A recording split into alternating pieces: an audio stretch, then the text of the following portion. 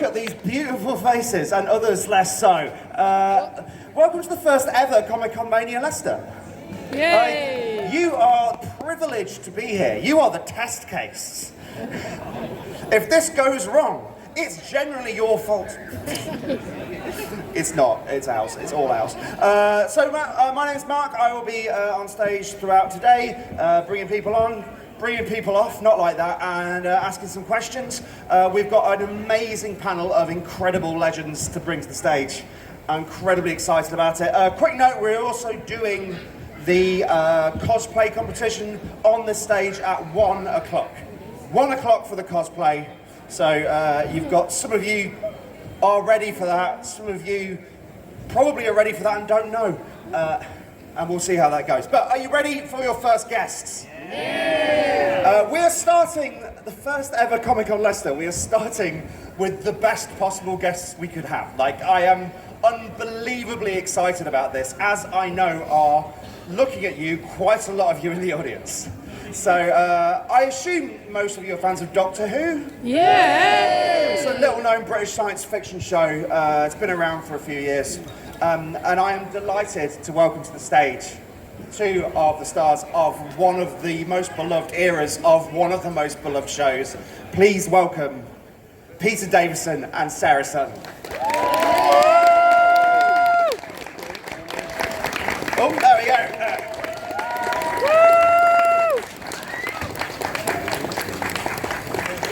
Yeah, you want to go in the middle?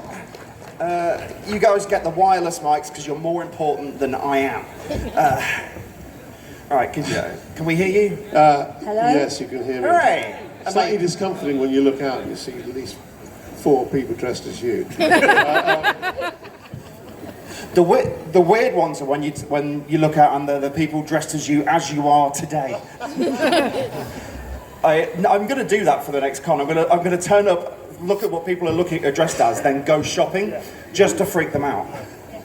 So, what we're going to do, I'm going to ask you a couple of questions, and then we're going to throw it open to the audience. In about 15 minutes' time, I'm going to ask you guys for questions. So, if you could start thinking of your questions now, if you have them, because if I say, has anyone got any questions, and you all go, nah, that is frankly embarrassing. So, and none of this more of a comment than a question stuff, right? Actual questions with actual question marks, which is very Doctor Who, or at the very least an upward inflection, like an Australian. So, but I will start with some I prepared. So, I mean, you two are not new to this convention game. No, I guess it started properly in my time as the Doctor. I think that's Tulsa, Oklahoma. Tulsa, Oklahoma. Really? Yeah, it was the first one. Yeah, that's my first convention. The people at Tulsa, Oklahoma did know who I was because of All Creatures Great and Small, but they'd never seen me as Doctor Who. But then they didn't have anything to ask me at all because it hadn't gone out. So they would ask me questions about previous Doctors' stories, thinking as I was the same person I could answer them. And that proved not to be the case, oddly enough. And they famously said, "Oh, how do you approach your character of Doctor Who?" And I thought it was a flippant thing to say, "Well, I get the script and I learn the words." But that wasn't deep enough, I'm afraid, for the Tulsa audiences. Anyway, it wasn't a great start. Do you like conventions? I imagine a certain amount of your time is taken up in spaces like this these days. Do you enjoy the experience? Well, I mean, generally speaking, because either people are here because they're Doctor Who fans, and also, you know, we're quite polite as a nation. Mm-hmm. You spend most of your time being told how wonderful you are, and who wouldn't like that, you know? So yeah, you do like them. The difference between conventions here in America is the American ones very often go on for 3 days. Yes, I can't do those anymore. And the thing is, even being told how wonderful I am for 3 days, I don't think I could do that for 3 days. It's not the work level; it's smiling for 3 days. Yes. It's tough. You know, by the 3rd day, it's kind of like. Anyway, sorry, go on. Does it ever get awkward? What's the most awkward thing that's happened? I always like asking people for their disastrous convention stories. Oh, now I'm having to drag the memory banks. Awkward. You asked Tom Baker if you would once asked what was it like being married to the Oh yes, oh yes, No. that was in Toronto. I was doing a convention. Thank you very much. Oh, that is good knowledge. Yeah, very good knowledge. I was doing a convention with Fraser Hines, and I was engaged at the time, and for something to say, I said, "Oh, and you're like this. I'm going to marry a doctor." And someone thought I meant Tom Baker. So the next day it was, "Oh, you're going to marry Tom Baker? Oh my God, if that Not gets back, another one." that's going to be a disaster." So I had to put everybody right the next day. So I'm not marrying the doctor. Well, he had I'm a marrying reputation a for doctor. companions, didn't he? So, you know. Yeah, well, see, I would have joined the list. There is a fine old tradition in that show. Yeah, there So is. that was a little embarrassing. My most not, it wasn't really embarrassing, it was just mildly disturbing, was also Tulsa, Oklahoma, which I think was about a month or so, or a couple of months after, I think, John Lennon. Oh, yes, it was. Sure. Yeah. So I'm doing this press conference. It wasn't the audience for the convention. It was press people, and there's a lot of people there. And one of the first questions I was asked was, "Do you ever worry about being shot?" Now you mention it, yeah. I thought, search that man. Yeah, that was very, very disturbing. Everybody has been through the metal detector on the way in, right?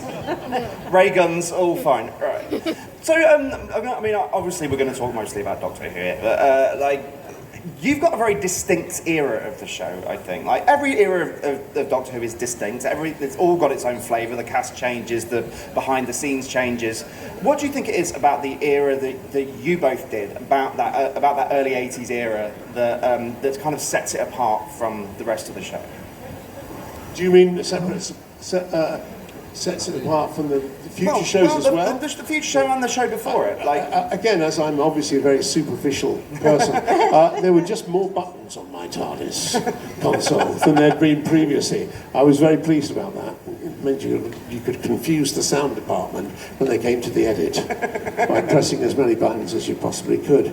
I don't know, actually. Well, it was very, I think each era is of its time, isn't it? It's quite, and the 80s, it was 80s, wasn't it? It was, Yeah, it was the 80s. It was an 80s it was show. an 80s Definitely. show. It was, I don't know what sets it apart. I mean, it was quite a crowded TARDIS. It when was we- three companions. But I Three suppose at the companions. very beginning, there were sort of three, weren't Yeah. there? Very big. So maybe it isn't such a... I don't know is the answer to your question. I'm sure someone else will be able to. I just thought, because I was, what worried me when I was offered the part was that I was much younger than the previous doctors had been. And so I just decided to make up for that, I would just run faster than they could. So I would say that's what distinguished. I ran down corridors faster than my previous Yes, and you've got very long incarnations. legs. And Janet and I don't have long legs, couldn't so we keep were up. no, And in the we were running heels. twice They didn't- twice as far as They you. did not give you sensible footwear back then. It's not like Billy Piper in a pair of trainers. No. And so, Peter, you were probably the first person that took the role on, like knowing that it would have the legacy that it's had, I suspect. I don't think anyone knew the legacy it would have at that point. I was the first actor to play the role who grew up watching the series, so that made a big difference in terms of how I saw it, and I'm realising that this is an overused word, but it was an iconic landmark in British TV, and that was sort of scary in itself. But I don't know that if you'd said to me, do you think you'll be appearing at a convention in Leicester in 2024? I'd have gone, oh yeah, without a doubt. I think I'd have gone, God, I hope are not. you crazy? But it's what was perfect for me was that I was obviously fairly young when I did the program, and I managed to after the series I'd finished working on it, I managed to move on quite quickly to other series. So I've never felt any hesitation in staying involved with Doctor Who, simply because it had done me no harm and I'd moved on. And I couldn't have anticipated how close I would get to Doctor Who in terms of family, extended family. But I certainly never shrugged off the chance to come back to it. So for both of you, was there ever a reluctance? I mean, especially you, Sarah, because you weren't cast as a series regular; you were cast as a one-off. So was there any reluctance when they said, actually, it's not just to put the small part. We're gonna keep you on for a little bit longer. You're gonna get to see out Tom Baker, and you're gonna get to see in Peter. No, I wasn't worried about that at all. I had rent to pay. So that was I was really happy to be staying on. Did you not know? No. Did you not know? Really? No, it was just for Keeper of Traken. Oh, wow. And I think halfway through the recording of that, JNT said, we think we'd like to keep you on, so... That's great when that happens, isn't it? Yeah. Just thought I'd be done and finished in a month. And there I was 2 years later. It's not only rent money, but it's a sort of, a compliment that... You've done great. Yeah, so they liked what I was doing or whatever. Yeah, no. Plus, you could be charging money for selfies in 40 years' time. So it's exactly. I wouldn't have thought that then. Well, the first question would have been, what's a selfie? That's true. What do you think it was about the character of Nyssa that made John Nathan Turner go, this character has quite literally got legs. We're going to keep her in for a bit. I don't know whether it had anything to do with the fact that they'd already got Matthew in place, the Adric character, and he thought that Nyssa complemented him because we were a similar age. I don't know, and Adric's character is bright, isn't he? He's a mathematician, and Nyssa's a bright character. So I don't know. He just thought more of the same. I've no idea. I just thought when John Nathan Turner said, the TARDIS is too crowded, what we had Janet, Tegan, who never wanted to be there. Basically, everything I said, Janet's reaction was, and then we had Matthew, who was always banging on about E-space. And I felt very strongly that you were the only one who was on my side of my companions. You're the only one who was willing to help and was complimentary to. I had to battle with Tegan. I had to bring, Adric out of his depressions about E-space. Anyway, so I thought I think that was part of it, that you were, in a way, a more traditional companion, in the best way. Because you kind of fought for Sarah's character a bit, from what I've read. I don't like to bang on, blow my own trumpet, but yes, I did. Because he wanted to, the original plan was to get rid of Sarah's character first. But I said, no, I don't think that's a good idea, because, she, as I said, for all the aforementioned reasons. So he decided to kill Adric instead. I don't think he was ever planning to kill you. I was going to say, I'm worried. No, he wasn't planning to kill you off, but I think he just came up with this idea. Let's blow up Adric. and I must admit, at first I thought that was a rather good idea. And not because of Matthew, I just thought... But it's a bold storytelling. It's a bold storytelling move. And one of the problems that I saw with Doctor Who is that you're always up against this life and death situation, and nothing ever happens to the Doctor or the companion. So in a way, it raised that level. It does raise the jeopardy. Yeah. But it could happen. as I repeat this often because I do think it's funny. Years later, when Doctor Who had come back under Russell T Davies and Billy Piper. He was in it. My little boys were in love with Billy Piper, and there was a rumour that she was going to die. I think the episode was called. It was called. It's the end. It's the end of the second series, isn't it? Yeah, I think so. Yeah, so I got in touch with Russell T Davies and said, "Is it true you're killing her off?" Because my kids are sort of devoted to her. And he just sent back an email saying, "What do you care? You killed Adric." And it was at that point really I began to realise that maybe killing off a companion that traumatized a good many people. I mean, you're in the business of traumatizing children. That's kind of the raison d'etre of the show. It is actually a proud quite tradition. right. It's And still indeed, when parents say, you know, I can't, I'm risky business day. My child watched Doctor Who because he has nightmares. I go, yes, which again is very bad. Peter Davison, traumatising children. You've got to work out. You've got to be careful with these things, haven't you? Because with what you say, I was thinking about this earlier. Because it's very easy these days for a quote to be taken out of context and then become clickbait. I think that kind of happened with you fairly recently. Oh, what was that? Well, there wasn't. Again. There wasn't. Yeah, it wasn't. It wasn't as bad as the one previously. I think you were being asked about the bi-generation thing. Oh yeah. And I read the whole quote, and you were like, oh, I don't know why that's happened, but it seems like a good idea and it's interesting and blah blah. Yeah. blah. What is it? Sorry, I'm missing out on something. What's that? No, I think I was asked.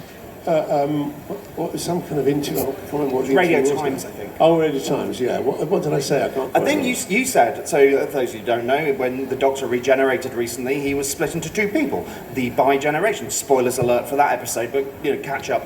And yeah, you were asked about it, and you said, I don't know why they did it, but it seems interesting, and apparently I'm still alive now, which I thought. Yeah. But the quote that was used as the headline was, I don't know why they did that, says Peter Davison. Yeah. Danny, you're absolutely right. That is. Yeah. I don't know why they did. I don't know why they did that. I don't know. I mean, I know that there was a certain amount of pushback from online from fans about, buckling up with the whole history of Doctor Who. But as I also said, I think in that interview, I don't know that much. I was a fan of the series, but I'm not like a kind of crazy. I wasn't a mad fan back then, so I don't know how it affects really. Apart from the fact that it theoretically means that we're still alive, and we can have a spin-off series. So you've been answering the phone with "Yes, I'll do it" for Yes. that. So we're going to take questions in a minute, but there's a question I like to ask everybody, which is, there's this idea called the trousers of time, right, that the writer Terry Pratchett came out with, which I wrote a book about, which you can buy over there, which is this idea that for every decision that's made, time could go that way or time could go that way. There's two trouser legs of time, and you end up down this way. But if things had been different, you'd have gone down this way, and you'd be in a very different place. So what I'd like to know from both of you is, what is the person in the other trouser leg doing?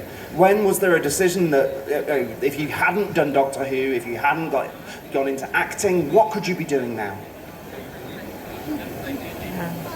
I can prompt you if you like. I mean, Peter, I was thinking maybe with you it'd be something about music. Yeah, music. I would have been doing music. Yeah, absolutely. That would be my other fantasy. The reality is, I probably would be working as an estate agent. I don't know. But, what's the guy's name? What's the name of the famous American singer? American singer, I know so well. Tom Waits, Elvis Presley. No. Sort of New York. Frank Sinatra. No, modern. Oh, modern. Ryan Adams. He's so well known. He's much better known than that person, and that's why I can't remember his name. And this is now going to be a quote, wasn't it? It's going to be a quote. Peter Davison. I can't remember the name of the most famous. Jay-Z. Born in America. What? That's it. Bruce Springsteen. Right. So, Well, thank you very much. New Sorry, Jersey. Bruce. You have let us down, you've let the boss down. Just literally watching a documentary about me the other day. When I left drama school, and I was madly into writing songs, and I wrote a couple of songs, but I sent them to this A&R man, and he called me in. It was very exciting. He called me in, and he said, we really like a couple of these songs. Could we put you under a contract to, write a certain number of songs a year?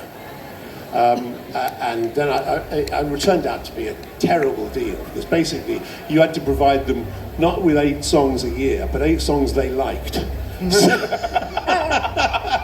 Otherwise, you've got no money, right? So Right. that was a deal. So anyway, this A&R man, he said, "It's a great deal. Take it. You know, I'm very big. I'm up and coming. I've just got to go off now to sign up, meet my latest signing. Someone called Bruce Springsteen. I never heard of him. No idea what I was- No one had heard of him, right? So I thought, I can't believe someone called Bruce is going to be successful. So anyway, I didn't take up his offer, a kind offer of writing endless number of songs for no money. The rest of history. So that's what I could have been doing. I could have been like Bruce Springsteen. Of course, there is a song you wrote that is very well known. Which I wonder how many people know this. It's one of those facts that I like to tell people, but this audience might know it. You wrote the theme music to Button Moon. I did write the theme music to Button Moon, yeah, the song. Did you know that? I'm singing it as well. And it's about to be apparently back on BritBox. The entire series. The guy who created Button Moon sent me an email the other day, and he also said someone wants to do a cover version of the song. I mean, it's a beautiful song, lovely harmonies. I think, yeah. Bruce Springsteen wants to do it. I should try and sell it to Bruce. After this, I think I'll offer it to him free of charge. Anyway, yeah. I've written a couple of other things. I wrote another theme tune to a TV series. So there's I had very, very limited, and then my ex-wife had a single of the two singles which I wrote. The first one was described as one of the worst singles of, I think 1980, whatever it was, and the other one did very well in Japan. Oh. Yeah, so you see, that's the enormity of my success. Yeah, suck on that, Bruce Springsteen. I believe he doesn't sell well in Japan, of course. No, not well at all. Sarah, so that in the other dimension, in the other reality, you're Bruce Springsteen. You're born to run. You're the boss. Sarah, if the acting bug hadn't happened, where would you be? Do you think? Well, I have no idea. It's nowhere, I would imagine. But it's basically like a fork in the road, isn't it? Exactly. And my fork in the road came when I was about 7. When my school closed down, and the only thing I was really any good at was dancing, and the teacher there suggested that I audition for Elmhurst Ballet School, and my parents, nothing to do with the theatre, they didn't know what that was, and I auditioned and I got in, and I was the youngest person to go, and the artistic director there chose me to go, and if there's one person who changed my life, it would have been her, because if she hadn't chosen me to go, where would I have gone? The little decisions we make. I know, it's just your destiny can turn on such a small thing. Yeah. I believe there is an entire Doctor Who episode based on that premise. All right. I remember, by the way, when we were doing Doctor Who, one of the things I loved about Sarah, she would always stand in a perfectly balletic, when she was... You do have that thing. Now you... First position. First position. Yeah. I looked down, and there they were, battling the aliens, and Sarah would be standing in the perfect first position. She did have beautiful poise, Nyssa. That makes sense. Yeah, she did. Right. I mean, there's loads of stuff I'd love to ask you about, including your ever-growing acting dynasty, Peter. Yeah, my ever-growing... Did you know my other son's in something now? He's been an actor for a while, hasn't he? No. I've got two sons. Louis was in Vikings Valhalla and Poldark, and he's done very well. But the other son, who's not theoretically interested in acting, he's more interested in writing songs, really. How weird is that? But he's just in a series now, which is on, I can plug it, BBC iPlayer, called Mammoth. It's called Mammoth. And it's about this bloke who falls into an avalanche in 1979. Oh, yes! And then wakes up in 2024. I know the lead in it. It's Mike Bubbins. Yeah, he's a stand-up comic. I've known him for a long time. Yeah, that's right. Yeah. Well, my son plays his... Well, you'll have to watch it to find out what he plays. Yeah, but anyway, he's very funny. Oh, amazing. And then, of course, you recently got to do Good Omens with your son-in-law and grandson. I know. God, it's terrible, isn't it? They've got to stop giving me work. It's nice because my sons really haven't done this. We always worry nowadays stories, you know, about this idea that of celebrities' children getting work. But Nepo babies. Nepo babies, yeah. But they've really done everything they've done. They've done without anyone knowing. No one. Mike Bubbins didn't know he was anything to do with me until halfway through filming the series. So it's quite nice. They've got to be allowed, even if you are the son of somebody well known. You've got to be allowed to have a chance like everybody else. Yeah, absolutely. So, they've done pretty well. Right, we're going to run out of time, so we're going to throw it open for straight in there. What's your name? James, is that? Tim. Tim. It's Tim. It's my friend Tim. Oh, Tim. Tim, what's your question? Hi. He's the personal writer He knows for that- Sarah Sutton, yes. writes all her best Knows stories everything. now. I write stories and your doctor all the time, so yeah. You do. Yes. So, Peter, you've done a lot of Big Finish audio. Yes. A lot of stories more than the TV series. Yes. So, what I want to ask you is, do you find the Big Finish audio, given that when you play your characters, the Big Finish audio, they enable you to play your characters in ways that you've never done in the TV series? Yeah, Tim's asking about the Big Finish. I've done more Big Finish stories than I did when on the telly. And has it given me the character much more opportunities? Yes, it has. I mean, the world is, the universe is a much bigger place on the audio, certainly. And I've really enjoyed doing that. I'm always seem to be, I moan because I'm always seem to be the one that gets taken over by something or gets.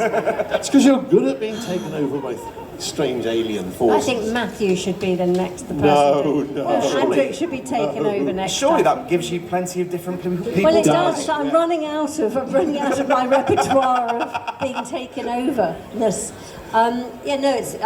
I just love doing the Big Finishes. They're just great. I think there should be a story where there are three Nyssas interacting with each other. Three Nyssas. Oh my lord. Three Nyssas. Three yeah. Nyssas. No, And that sounds they like all a talk to nightmare. each other at the same time, so you can just go from one to. So the whole script is just Nyssa talking to Nyssa. herself. Yeah, and it's like he's having to cope with three versions of Nyssa. Oh, how the Doctor copes with that. Yeah. One of them will have to be Geordie and one will have to be South African, just so you can Yes, tell. that's true. Yeah. God, I can't do Yeah, that. I can't do separated accents. on a different time thread to different You can countries. just picture Sarah stood at the microphone, first position. And he's actually how she stands on the microphone too. No, but the thing is also, it helps, doesn't it? That Does it? You know, we haven't told you what helps. Yeah, yet. what? Go on then. No, it's the fact that as you get older, and not specifically you know, you have more experience of life, and therefore the whole opportunity in something like Big Finish, where we're much, Yes. you know, we're older, you can explore much more bravely than maybe you would have done in your 20s. Yes, you were 30s. much more confined with the television. There's a time limit and all that sorts of other technical things that go with it. So it's very freeing, the Big Finish, doing Big Finish. It's lovely. All right, we've got time for just a couple more. So, Tom Baker on the front row went straight in, so go on, what's your question?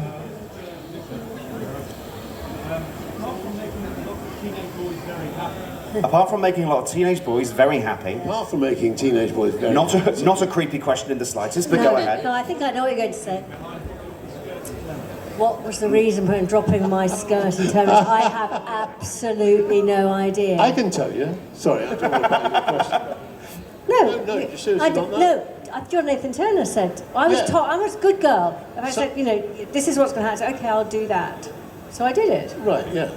Well, the story goes is that, you know, somebody wrote a letter after the first season, my first season of Doctor Who, and said, why is it that the companions in this latest incarnation are covered from head to foot? And John Nathan Turner's reaction, being not really into girls that much, but imagining what it must be like to be into girls, just said, well, let's have them take their clothes off, basically. So, Janet suddenly appeared, first of all in this multicoloured thing, and then basically took that off and walked around in her underwear Yes. the rest of her time. Yeah. And then later on, Sarah effectively said, See, "Is that wouldn't Peter Gunn?" happen now, would no, it? No, probably They wouldn't. wouldn't. Oh, it's Can you so hot, imagine? I'll take my clothes off. Imagine Yeah. we I feel had Jodie stomach Whittaker is ache. too clothed these days. Yeah. No, I was ill and I had stomach ache. Right. And when you've got a stomach ache, you take your clothes off. Oh, is that what it was? Apparently, Yeah. apparently. It reminds me of that. There's a famous Peter Cook Dudley Moore sketch where they interviewed this great filmmaker. Have you seen it? Where they say, "Tell me about your latest," and every clip from every film this bloke's ever made is this actress walking in and going, "Oh, it's so hot." Anyway, so it was a bit of a. That was why he did it. That's why suddenly they were walking around in sexy underwear. So I went from up to here, down to Yeah. here, down to, and Yeah. that was and it was my last story. So I thought they probably Which is thought. presumably where Perry comes in, I guess. Yeah, yes, exactly the same thing. Carried on. Yeah. No disrespect to Nicola, who's incredible. He's incredible in that part. But yeah. Right. I reckon we've got one more question. Who wants? Okay. So go on then, young man at the front. You got the last question. Don't let us down. What is it? What do you think of the new era of Doctor Who? What do you think of the new era of Doctor Who? What era is that? I don't know. Like No, I've already confessed on television. I have not seen Doctor Who since. I have not seen it either. Since Peter Capaldi's second to last season. Peter, you've been in Doctor Who since then. Yeah, I know. But he hasn't watched the other Just bits. because you're in it. He only It's watches the bits he's What in. you've got to understand about Doctor Who is it's really hard to watch something that you've been in. So, I know for a fact, although he'll kill me for telling you this, but that David never watched Matt Smith. I never watched Colin. Colin never watched Sylvester. It's something you can't do because you can't watch it like an exciting program. The only way you can watch it is to be, oh, that's how I wish they could have done it like that when I did it, or oh, I don't like that. So, I relatively watched relatively small amount of television, and the thing about Doctor Who was when it came back, I did watch it with my two sons, who were great fans of it, as I said, and it started off with me explaining the plot to them because it's quite complicated stories, and then it got to a point when we reached Matt Smith and then Peter Capaldi where they were having to explain the plot to me. And then, of course, they went off to university, and that time had gone. I just didn't watch it. It's not a deliberate decision not to watch Doctor Who, and there is a plan in my head at some time to sit down and catch up on the last 5 years or something. If only so you can answer the questions. Yeah, it would help. I don't know if I want to if I'd answer the watched it. question. It would help if I'd watched something, Yeah, because I but- know people want to know what we Yeah. think about it. I watched Christopher So- Eccleston because that was the beginning of this void of Doctor Who. Yeah. And I loved it. But I just haven't, and So I let's- keep meaning to. Is it a little like watching your ex with their new partner? Yes, there is an element of that, because the other thing is, when you decide to leave Doctor Who, and I know David felt this, when I decided to leave Doctor Who, it was absolutely fine. I was going to be very happy moving on, and I moved on to a great series called Anna of the Five Towns,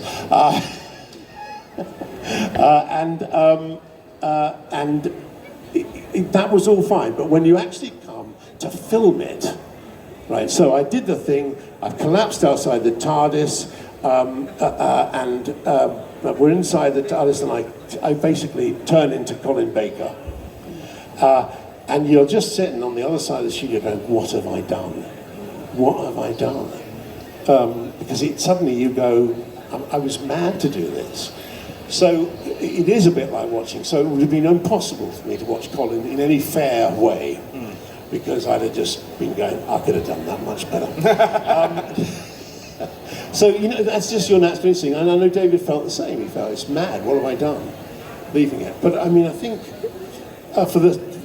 to override the chances of being misquoted, let's just say, it's all been great. the only bit New you need great, to says know. Peter Davis. Right, I think that's all we've got time for. If you do have a question,